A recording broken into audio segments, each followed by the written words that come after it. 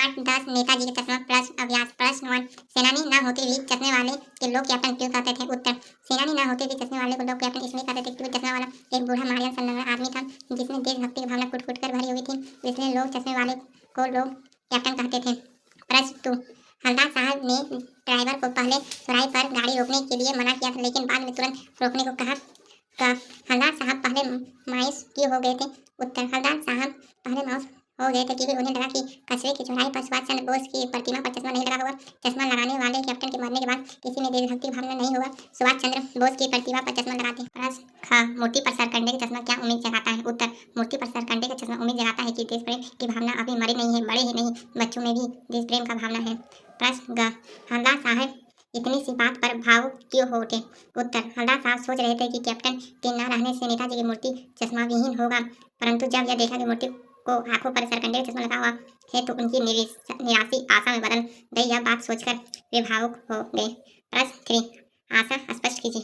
बार बार सोचते क्या होगा उस कौम का जो अपने देश की खातिर घर गृहस्थी जवानी जिंदगी सब कुछ छोड़ देने वालों पर हंसती है और अपने लिए बिकने के मौके ढूंढती है।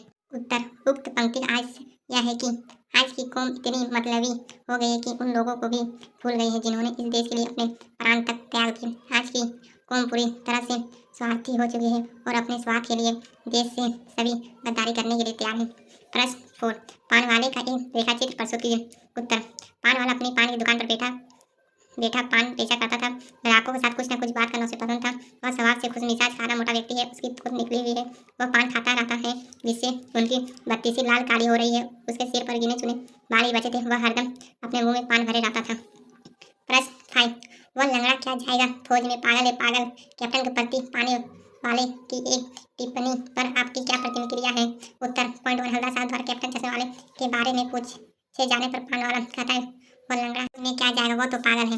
पॉइंट 2, कैप्टन के प्रति पान वाले की यह टिप्पणी उचित नहीं थी। इस टिप्पणी से पान वाले ने देशभक्ति कैप्टन चश्मे वाला का मजाक उड़ाया है। पॉइंट 3, देश का कोई भी व्यक्ति हो उसे देशभक्ति दिखाने के लिए फौज में ही जाना जरूरी नहीं है, बल्कि अपनी परिस्थिति अनुसार वह अपने तरीके से देश के लिए योगदान दे सकते हैं। पॉइंट 4, किस प्रकार कैप्टन चश्मे वाला सुभाष चंद्र बोस की मूर्ति पर चश्मा बनाकर अपनी देशभक्ति का परिचय देता है?